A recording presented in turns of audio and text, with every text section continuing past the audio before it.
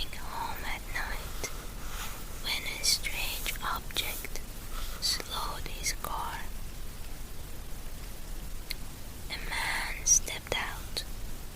He wore a dark, glossy suit, and he smiled a wide, unwavering smile. Derenberger said that the man didn't exactly speak.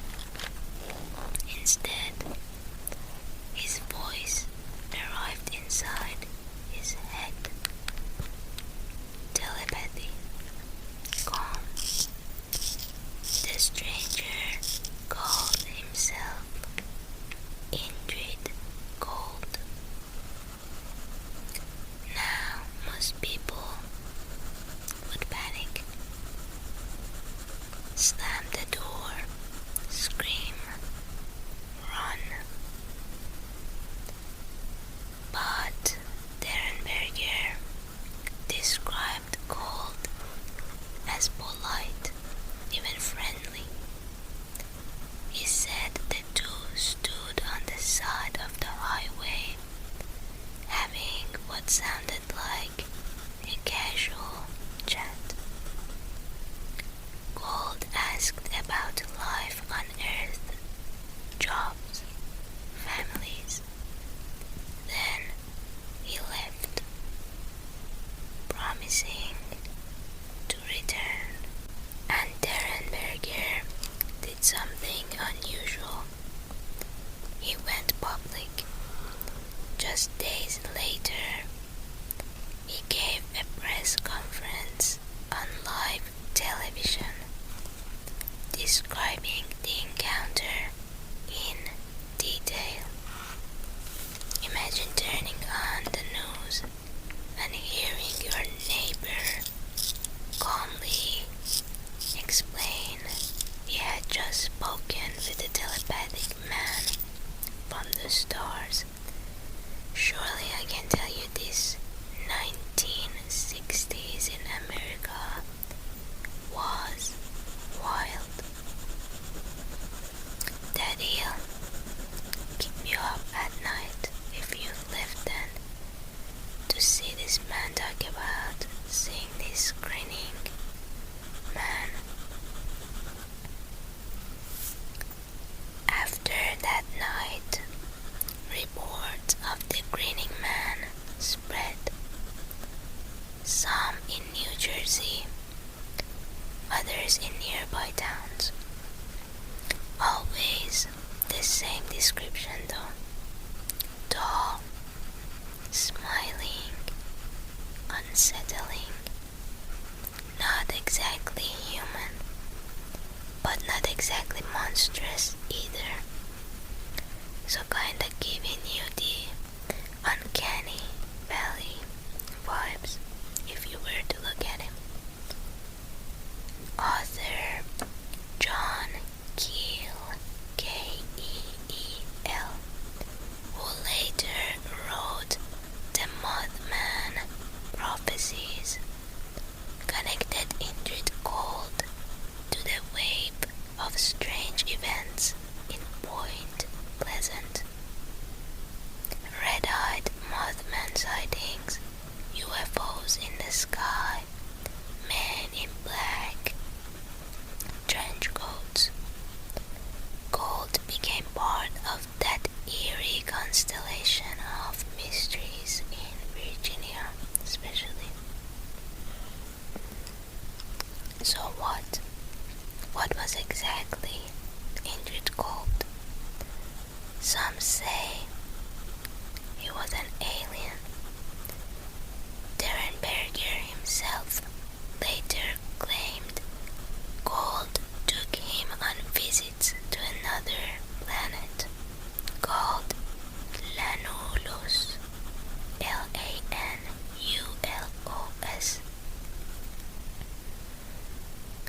That detail makes the story sound more like the classic 1950s contactee tales, with friendly space brothers offering wisdom and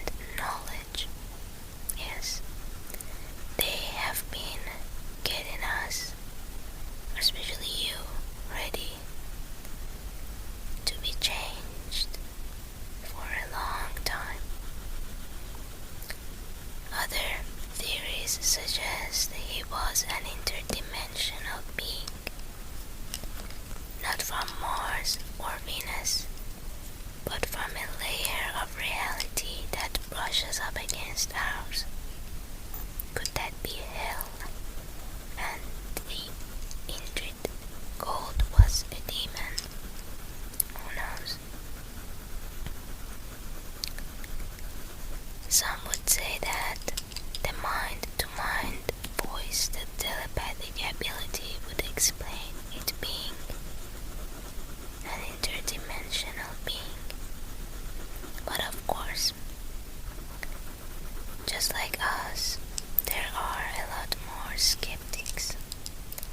They argue that gold was just a story, maybe even a hallucination, or that Derenberger simply enjoyed the attention. Or maybe it was predictive programming. Over time, his stories grew wilder and more elaborate, and skeptics always point to that as a red flag. And I'm sure there would be a lot of discrepancies when you start making these made-up alien stories more detailed. And then there's folklore scholars like John Keel himself, who wrote the Prophecies of Madman. John Keel suggested something stranger than all of this. That gold was a kind of ultra-terrestrial, not alien, not... Should I keep that in? 'Cause that sounded like an alien for sure. But that was just my throat. That's crazy. So, John Keel said that gold wasn't an alien nor a human. It was ultra-terrestrial, which is a manifestation, like folklore coming alive. That is interesting. Do we bring things to life by simply believing in them? Are those demons reading our minds and turning into things that we want to see to simply deceive us? Is that what cryptids are? By the way, do you guys enjoy these sorts of videos about this side of paranormal? The cryptids and the aliens and the conspiracies of it all. I sure do like it. Alright. But there's also those that lump him with the infamous Men in Black. Those eerie half-human figures who show up after UFO sighting. Cold, white, green, strange presence, and telepathy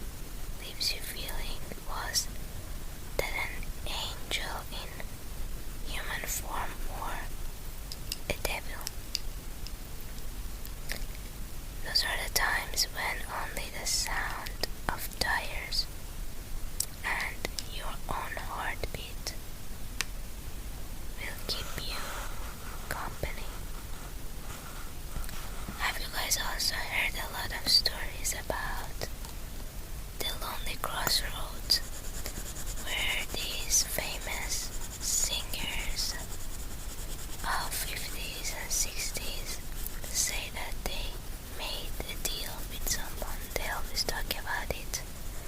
Maybe it is just in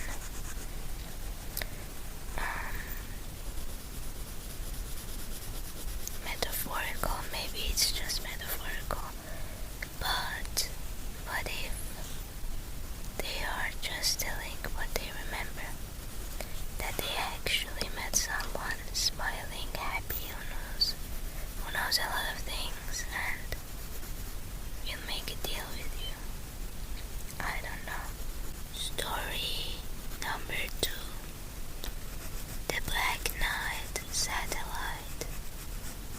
Night with K. Now let's look up. Far above those dark roads in orbit around Earth, where there is said to be something ancient, and not something that we often see or talk about. It is something called the Black Knight Satellite. The story goes like this. For over 13,000 years, a mysterious object has been circling Earth. Long before Sputnik, long before we sent anything into orbit, it was already there, watching. In the late 19th century, inventor Nikola Tesla claimed he received strange radio signals, not just static, but patterned, intelligent signals. Some later writers claimed this was the first contact with the Black Knight. Fast forward to the 1950s. Newspapers ran stories about American and Soviet astronomers spotting unknown objects in orbit. At a time when neither country had yet mastered satellites. So what are these objects, if not from either of these intelligent human civilization? But in 1954 claimed it was from US Air Force, and they detected 2 mystery satellites. The Soviet hadn't launched anything, neither had America. So what were they? By the 1960s, NASA photographs showed dark, irregular shapes floating in orbit. Some insisted these were images of the Black Knight. NASA usually explained them away as thermal blankets or debris, or in one famous case, yes, a lost thermal blanket was photographed in 1998. But believers said, no, we won't believe that there is just random thermal blanket that looks oddly like a satellite, but is not a satellite. And these believers thought that the Black Knight must be real, and that NASA was, as always, covering it up. So what could the Black Knight be? Some say it's an alien probe monitoring Earth for millennia, waiting for us to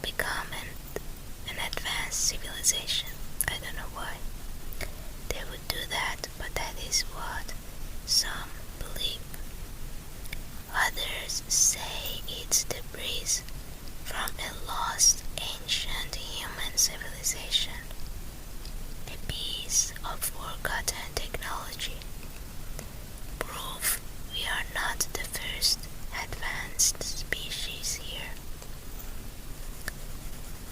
Some even connected to myths of the Watchers or the Nephilim, angelic beings in ancient texts, tying the satellite to spiritual guardianship.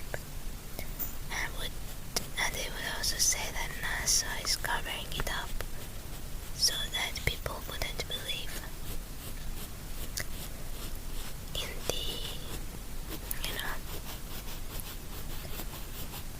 angels and stuff, I guess. Skeptics, of course, argue it's nothing more than space junk or just weird things in photos that appear after, taking the picture. They think it's just misidentified objects magnified by rumor and imagination. But it's worth noting that every time NASA explains a photo, another one appears. Each time skeptics call it a blanket. A believer points to another sighting, another anomaly, another whisper of something that shouldn't be there. I don't know about you guys, but if there really is a 13,000-year-old alien satellite above us, quietly circling, patiently watching, I kinda hope it's bored out of its mind. Imagine, it traveled across the galaxy to observe humanity, and now it's been stuck up there, watching us argue and wage war. And on the other side upload stupid videos like this for decades. Have fun. Ancient alien civilization. Have fun. But then again, maybe that's what it wants. Just to watch us observe, learn, and maybe just wait for the right moment to get what they've been waiting for, which I don't know what that means. So tonight, we've gone from a smiling stranger on a lonely highway to a silent shadow circling the earth. 2 stories, 2 quote-unquote conspiracies, both surely eerie, both fascinating, at least to me, both filled with gaps that we can fill with our imagination. Remember, conspiracies endure not because they are true, but because they remind us how strange, how vast, and how unsettling the world around us could be.